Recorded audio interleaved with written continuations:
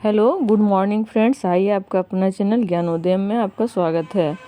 आज हम बात करने जा रहे हैं बहुत ही इम्पोर्टेंट टॉपिक करंट से रिलेटेड है। उसका नाम है भारत में सरोगेसी। आप लोग इससे भली भांति परिचित होंगे, तो आज इसी मुद्दे पर हम चर्चा करने जा रहे हैं। इससे संबंधित मुख्य तथ्य को जानेंगे, इसके क्या क्या प्रकार हो सकते हैं, प्रावधान क्या हैं, भारत में इसके क्या क्या कानून अब तक बनाए गए हैं और इससे जुड़ी हुई चुनौतियाँ क्या है, इन सब बातों को हम एक एक करके देखेंगे। तो आइए सबसे पहले जानना चाहते हैं कि आखिर सरोगेसी को लेकर के भारत में भी हाल में मुद्दा क्यों बना हुआ है।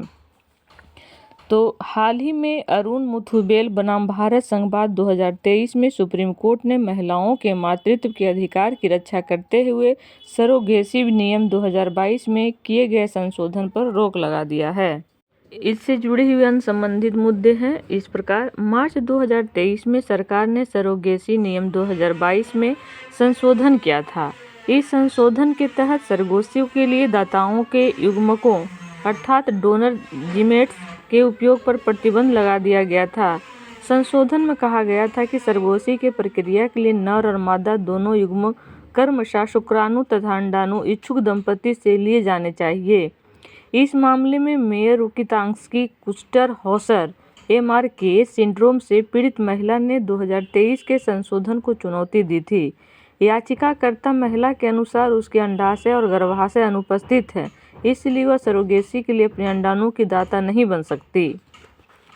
अब हम बात करते हैं कि इससे जुड़े हुए सरोगेसी के क्या प्रकार है।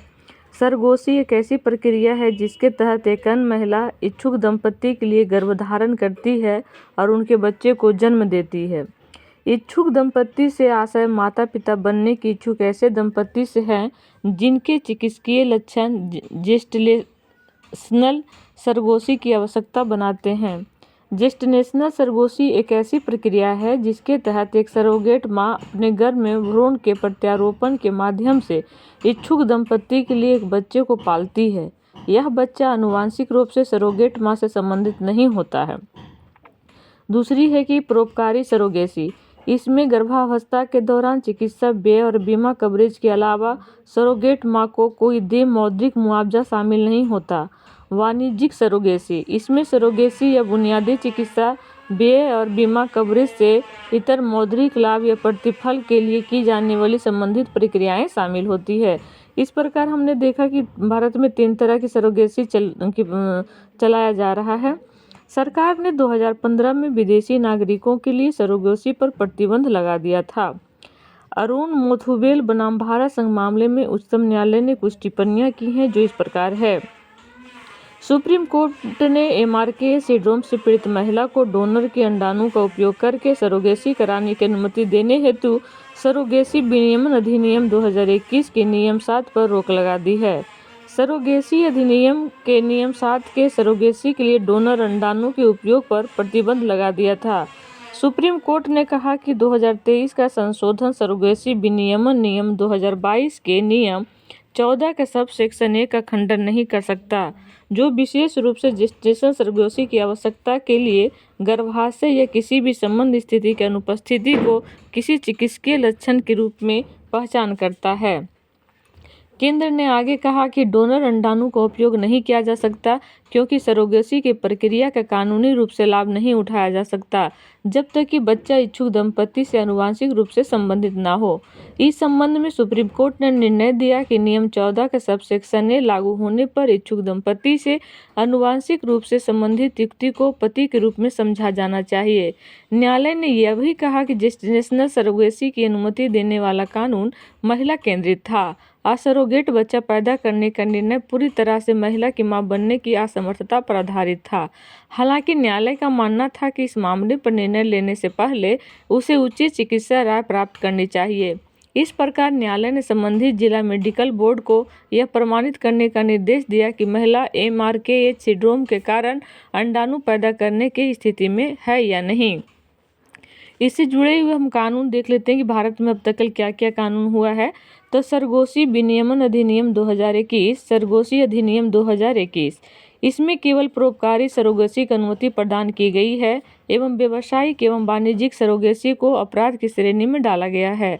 अधिनियम के कार्यान्वयन की समीक्षा और निगरानी करने पर राज्य ARTSB आदि के कामकाज की निगरानी करने के लिए national assisted reproductive technology and surrogacy board की स्थापना की गई। सरोगेट माँ के लिए पात्रता मापदंड इस प्रकार है कि सरोगेट बनने वाली महिला विवाहित होनी चाहिए एवं उनका अपना एक बच्चा भी हो। इसके अलावा उसकी आयु 25 से 35 वर्ष के बीच होनी चाहिए।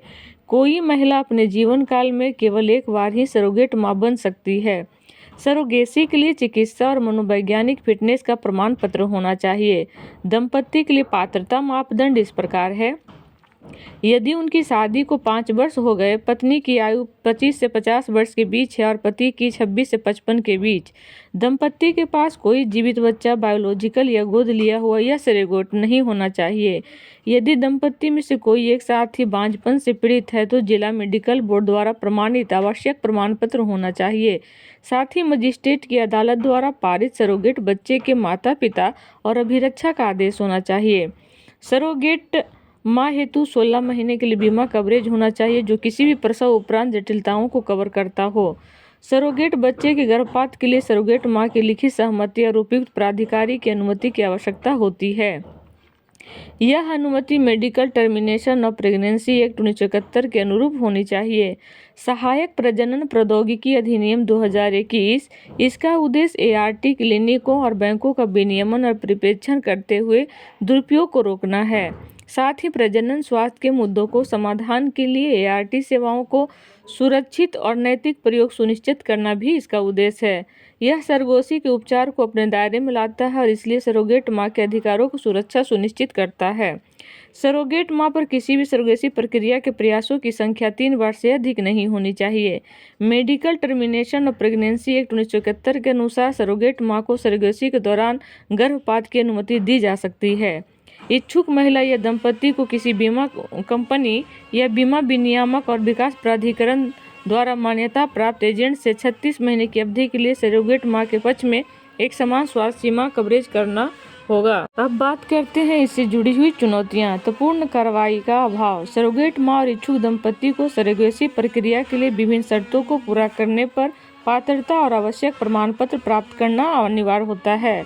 हालांकि सरोगेसी आवेदन खारिज होने की स्थिति में समीक्षा या अपील करने की कोई प्रक्रिया निर्दिष्ट नहीं की गई है। परस्पर विरोधी कानून पास। सरोगेसी अधिनियम 2021 सरोगेसी के उद्देश्य के लिए भ्रूण और युग्मक के भंडारण पर रोक लगाता है। इसके विपरीत भारत में ART क्लिनिकों की मान्यता पर्यवेक्षण और विनियमन के लिए ICMR के राष्ट्रीय दिशा निर्देश 2005 भ्रूण तथा युग्मक के 5 वर्ष तक भंडारण की अनुमति देता है। अस्पष्टता। सरोगेट माँ इच्छुक दंपति के करीबी रिश्तेदार में से होनी चाहिए। हालांकि इस बात पर स्पष्टता का अभाव है कि करीबी रिश्तेदार किसे कहा जा सकता है। निजता का अधिकार। भारत में सरोगेसी को भी बच्चे के जन्म के एक अनैतिक और अप्राकृतिक रूप में देखा जाता है। इच्छुक दंपति या सरोगेट माँ की निजता सुनिश्चित करने के लिए मानक प्रक्रिया की कमी है जो शर्मिंदगी का कारण बन सकती है। बांझपन की परिभाषा में अस्पष्टता का अभाव। सरोगेसी अधिनियम 2021 में बांझपन को 5 वर्ष तक आरक्षित असहवास या किसी दंपति को गर्भधारण करने से रोकने वाली अन्य चिकित्सकीय स्थिति के कारण गर्भधारण में असमर्थ के रूप में परिभाषित किया गया है। हालांकि परिभाषा में 9 महीने तक बच्चे को गर्भधारित रखने में असमर्थ तथा गर्भाशय में एकाधिक फाइब्राइड जैसे मामले शामिल नहीं हैं, जिनके कारण कोई दंपति बच्चे को जन्म देने में असमर्थ हो सकता है। अब हम जानने का प्रयास करते हैं कि इसमें क्या क्या सुधार होने की प्रबल संभावना है। तो सामाजिक कलंक या लांछन से मुक्ति।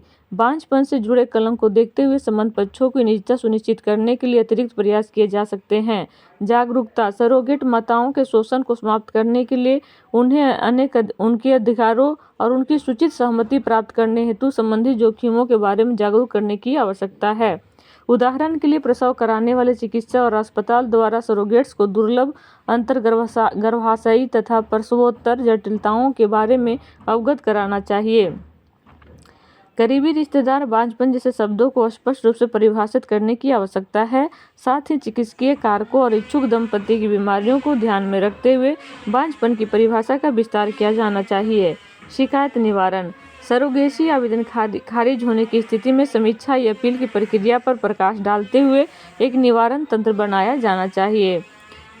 तो हम इसी के बाद साथ हमारा ये टॉपिक आज समाप्त होता है। जय हिंद, जय भारत।